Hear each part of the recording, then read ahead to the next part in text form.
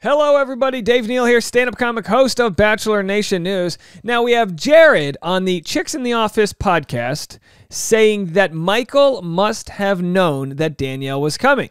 Also, we've got Becca Kufrin and Michelle Young commenting on Michael possibly knowing Danielle was coming. Why do we talk about all this? Speaking of not coming, Sierra left Michael. They've unfollowed each other.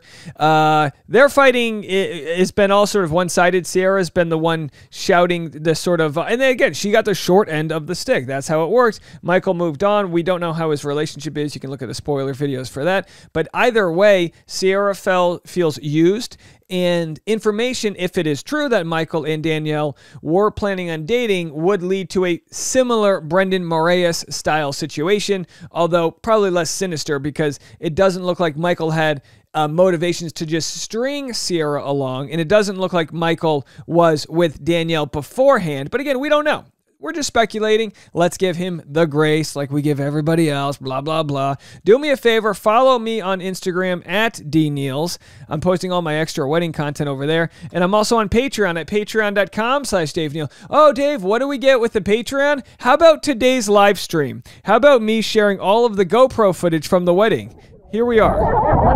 The audio's bad because it's, camera's wet. So I literally just shot this moments ago, and you can go watch this. Here's Tasha and myself doing, and you can see a former Bachelorette lead in the background somewhere. Oh, I got to pause there. Anyway, we shared all of the fun content in the last 90 minutes here with the Patreon. Tasha had designs. So you can check all of that stuff, all of the wedding stuff. If you want that voyeuristic look at my life, if you don't, well then let's just keep on going here. So we've got the conversation here about Michael and Danielle. I'm going to share what Becca Kufrin had to say, and then I'm going to share Chicks in the Office.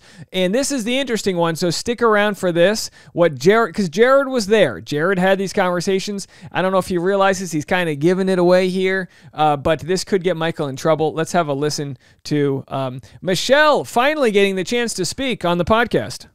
Devil's advocate here and take it to another couple, Danielle and... Oh, never mind. Michael. I was going to call him Mikey for a hot second. I don't know him that well.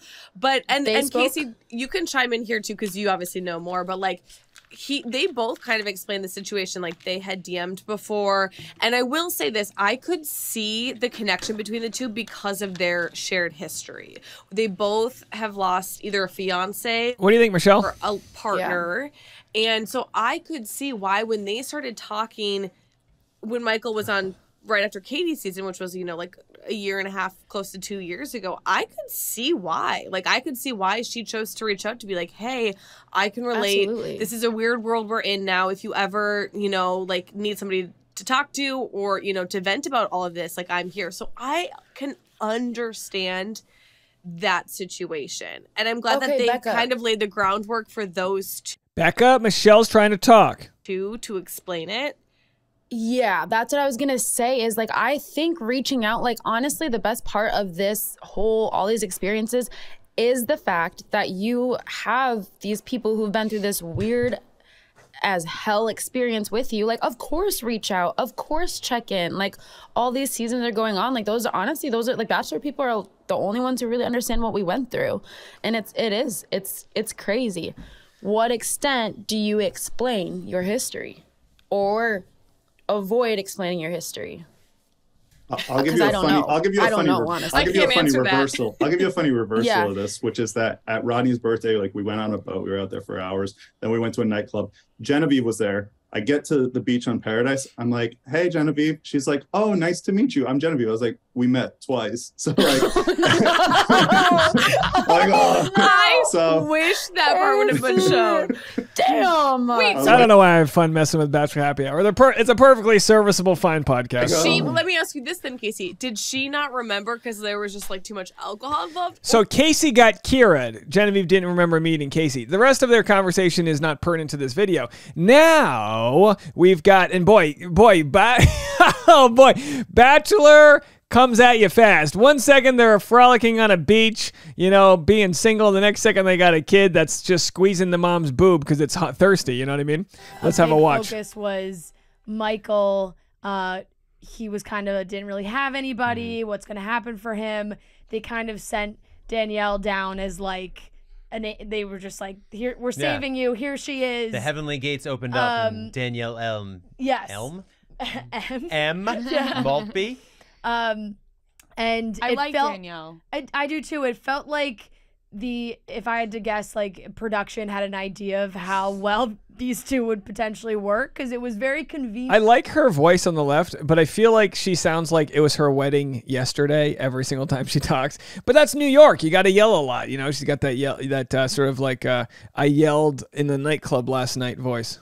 That they went on their date while the switch was happening. So it was like, oh, Michael, don't worry. We're not going to send Danielle away. We're just going to send all the other girls away. Yeah. Danielle stays.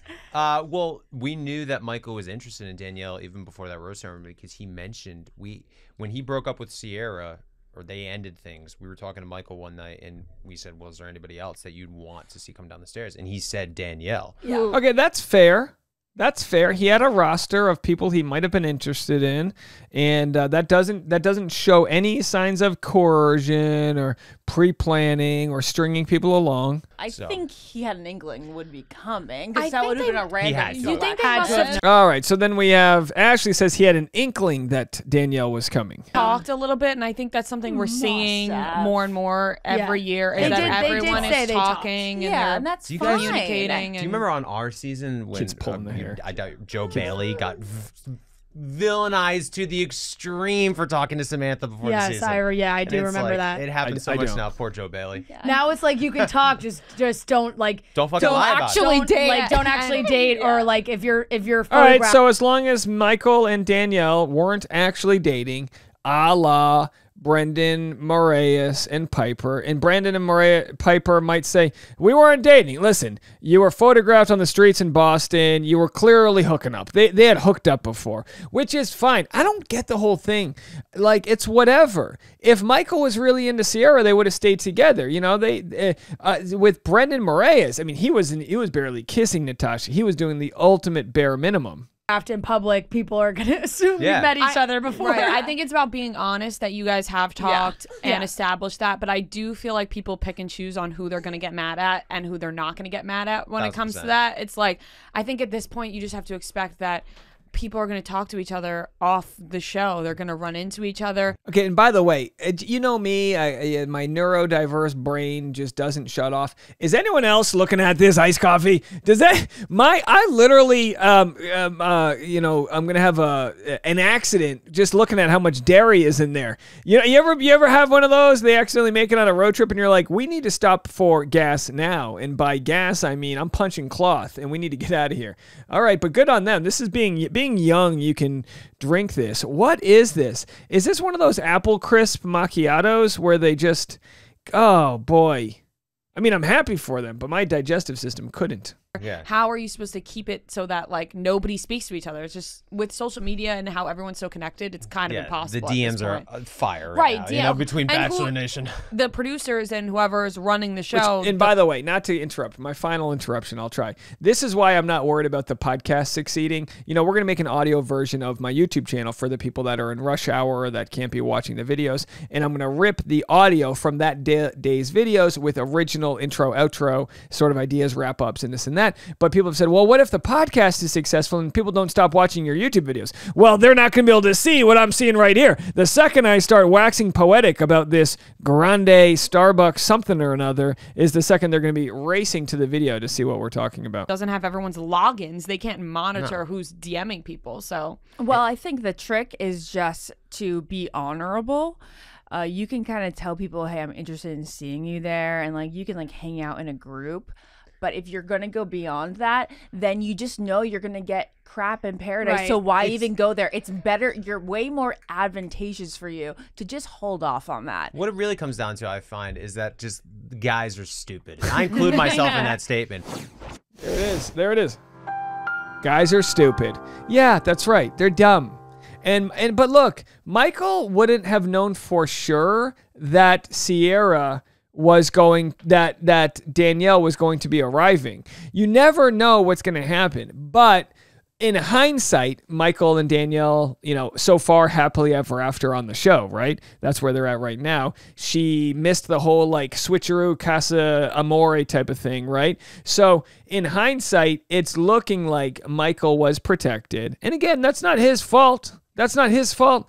The show probably just decided Michael's not going to cause drama in the sort of way that Grocery Store Joe and Riley would, yelling at people on the beach. That's just not Michael. He's not going to do that. Well, if he's not going to be one that causes drama, Genevieve, Aaron, those types, then he's going to be the type that falls in love. And we'll have to see how that all plays out.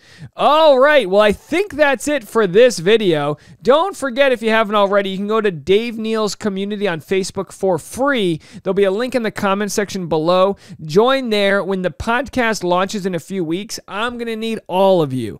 And I mean all of you, subscribing on your iPhones if you have them, leaving a review.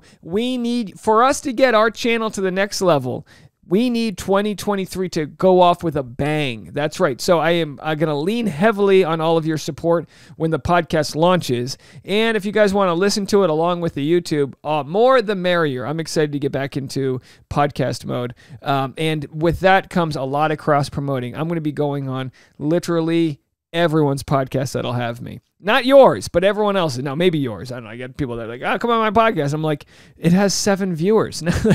We can just do a Zoom chat. You know what I mean? All right, folks, have a happy weekend, everybody. I'm sure I'll have some weekend content for you as we catch up here at the Empire. In the meantime, we'll talk soon. Bye, everybody.